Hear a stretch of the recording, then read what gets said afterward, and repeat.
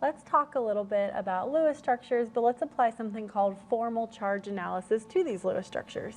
So the first one I'm looking at is carbon tetrachloride, and you already know how to draw the Lewis structure for carbon tetrachloride. We have 1 carbon, 4 chlorines. Carbon must go in the middle because it's the least electronegative. Chlorine goes around the outside because it's more electronegative. We count out how many total valence electrons we have available for our whole compound, and it's 32 because we have 4 for the 1 carbon, and then 7 for each of the 4 chlorines. That's 28 plus 4 gives me 32. If I look at my whole structure, chlorine has 8, so it's happy, and then carbon has 8, so it's happy. So this is a very good Lewis structure. But with formal charge analysis, we're able to say, is it a good Lewis structure? Is it the best Lewis structure? Okay. Most of the Lewis structures I've shown you up until this point don't really have many options. There's not many other ways that you can combine all of these bonds to make it so you have a very stable Lewis structure. But there are going to be other molecules where you are going to be given the opportunity to say, is this a single bond, a double bond, a triple bond?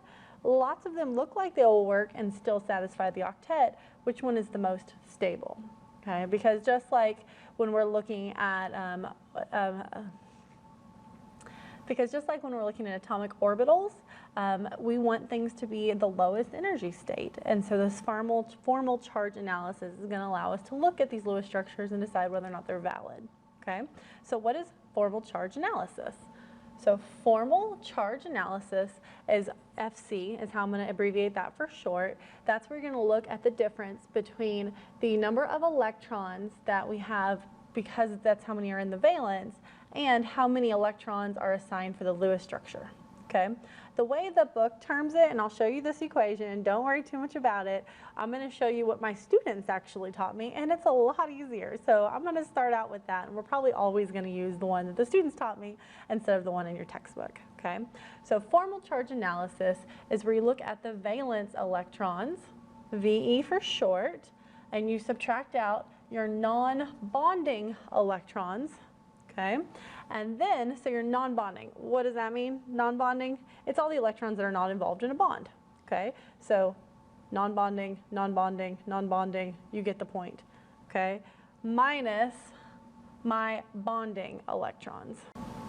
Okay, but it's not just bonding electrons, it's bonds, if you will. So it's bonding electrons divided by 2. Okay, so meaning how many, if we looked at chlorine, for instance, so what is my formal charge on chlorine? We would have its valence electrons, which is 7 from the periodic table, minus my non-bonding, 1, 2, 3, 4, 5, 6, minus my bonding electrons.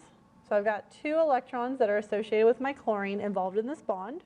So 2 electrons divided by 2 gives me 1. And so now what is my formal charge on my chlorine? It is 0. Okay? There's an easier way, like I said, this is what my students taught me, is if instead you'll do formal charge analysis equals your valence electrons, same, but now minus dots, minus lines. That's a lot easier, isn't it? So where is this at on the periodic table? And then subtract the number of dots, subtract the number of lines. How many dots do I have around it? 6. How many lines do I have coming off of it? 1. So formal charge on my chlorine is valence minus my dots minus my lines. Okay? Which means that my formal charge on my chlorine is 0 on all of them. Okay? 0 is a very stable, that's what you're trying to get for all of them, unless the charge on your total molecule is not 0. Okay, we'll talk about that more in a second. Let's figure out what the formal charge now is for carbon. So my formal charge for carbon, it's in the 4th group, so we've got 4 valence electrons, minus how many dots? No dots. How many lines? I've got 4 lines coming off of it. Minus 0, minus 4, that gives me 0. So my formal charge on my carbon is also 0. So what that tells me is everything is at its lowest energy state that it could be, so it's very stable at 0. So since that whole molecule has all of the atoms at 0, and the charge on the molecule itself is 0, this is the best Lewis structure we have available. Okay? If this had a charge, you would want to have one of the atoms, if at all possible, be equal to the charge. Okay? We'll look a little more at that. meaning if it's like -1, one of them should be -1. If it's -2, you actually want one to be -1 and another one to be -1. Okay, but we're going to look at this and we're going to say, how does this help us when the structures get a little more complicated? So formal charge analysis is helping us figure out what's the difference between number of valence electrons and the number of valence electrons drawn in the Lewis structure. Okay, so let's work on a couple together. The next Lewis structure I want us to look at is that of carbon dioxide. So let's draw the Lewis structure together, and then let's think through decisions we make in order to decide what is the most stable Lewis structure for carbon dioxide. So with carbon, we have 4 valence electrons available. Oxygen, we have 6. There are 2 oxygens, that's 12 plus 4 is 16 electrons available. So we're going to draw carbon in the middle because it's the least electronegative, and oxygen's on the outside. Now if I just fill in all of my electrons, I end up with 8 and 8, so that is 16. So I'm happy, right? No, not yet. Okay, we haven't even gotten into formal charge analysis, and we know this is wrong. Okay, let's remove an electron here and put a bond here because carbon wants to have 4 bonds, and right now it only has 3. It had 2 a moment ago. I'll remove some more electrons and give me a double bond here. Okay, so now carbon's happy and oxygen's happy. But what if I were to tell you that carbon dioxide actually has a structure like this? What would you say? What are the tools at your disposal to talk through which one is the better choice? Or it could have been flipped. This could have been the triple and this could be the single. Which one's the best and why? And that's the type of question that formal charge analysis tries to answer. It'll tell you at the end which of these is the most stable configuration, and whichever one is the most stable is the best configuration. All right, so let's do formal charge analysis on every single element and figure out which one's most stable. So for oxygen, remember, formal charge equals my valence electrons minus my dots minus my lines. So for oxygen, it's 6 minus my dots, 4 minus my lines, 2. So this oxygen is equal to 0. What about this carbon?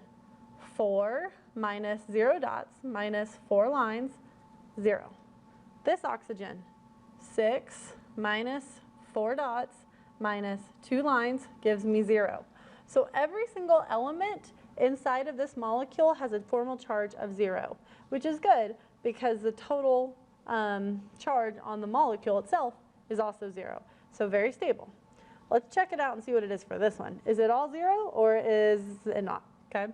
So for this one, 6 minus 1, 2, 3, 4, 5, 6 dots minus 1 line, -1. Carbon, 4 minus 0 minus 4 gives me 0. And then this oxygen, 6 minus 2 dots minus 3 lines, it's going to give me +1. Okay? Here's a less efficient structure. What do I mean by that? Is there any reason why this oxygen should have a single bond and this oxygen should have a triple bond? No, especially because oxygen is very electronegative. There is nothing on this planet that's going to make one oxygen, well, there may be, but most of the time oxygen doesn't form a +1, okay? +1 is something that's not electronegative. So why would something that's electronegative like oxygen have a positive charge?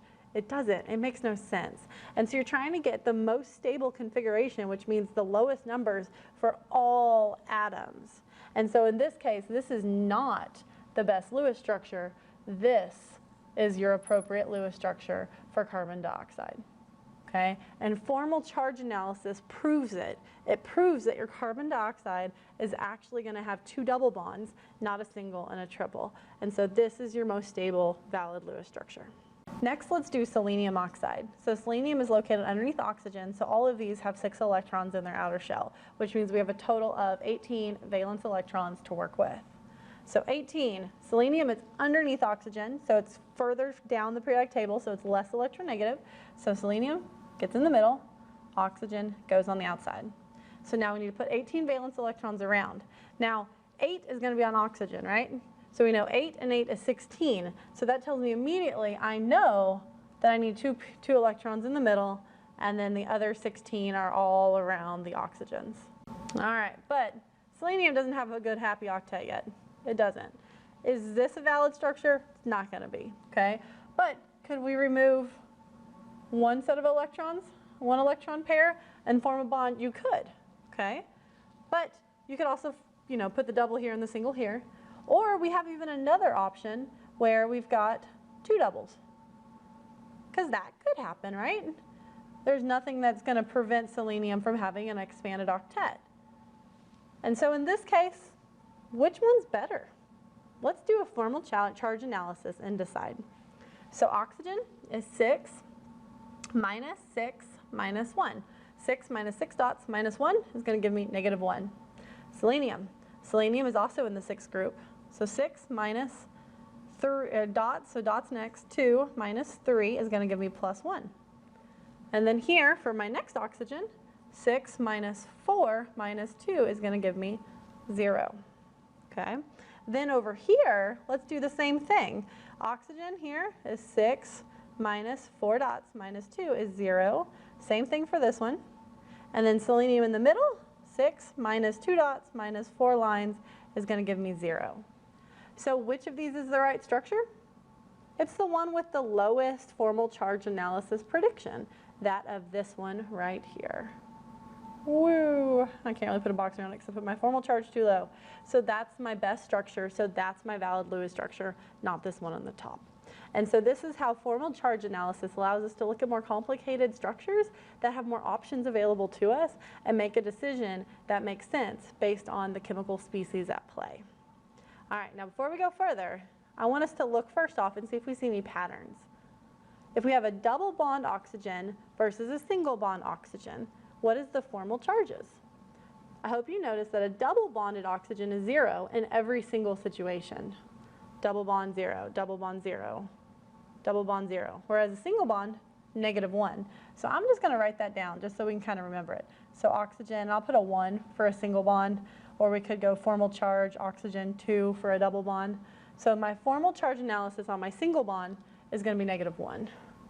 My formal charge analysis on my double bond, those are all 0. And this is going to help us when we're looking at charged molecules and how we can help distribute the double and triple bonds, single bonds appropriately based on just our understanding of our formal charge of oxygen.